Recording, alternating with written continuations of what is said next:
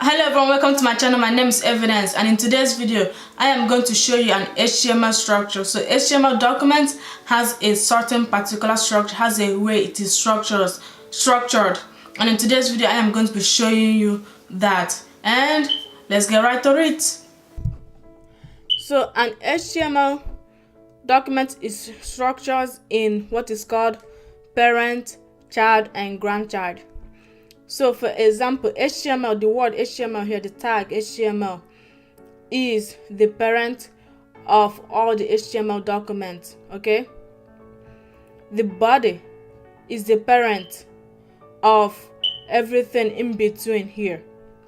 And HTML is the parent of body, and body is the child of HTML. So for example, let's use H1. H1 and P are considered siblings.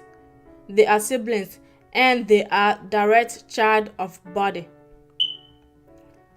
Ordered list, OL, ordered list here is the child of P and the grandchild of body. LI right here is the child of ordered list, and LI is the grandchild of P and the great-grandchild of body. This file structure will come in really handy when you go to style your documents in CSS.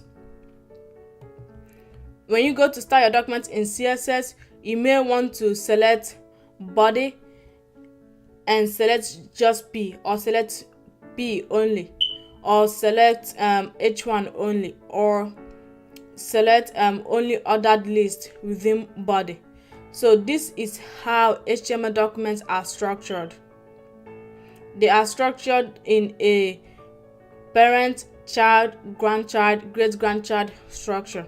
And this A right here is the sibling of P and the child of body. H3 is the sibling of P and H, and they are the child of body. And this one are the child and grandchildren of P. And that is how an HTML document is structured.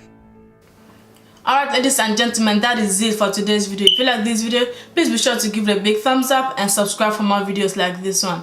And in the meantime, I will see you on the next video. Bye.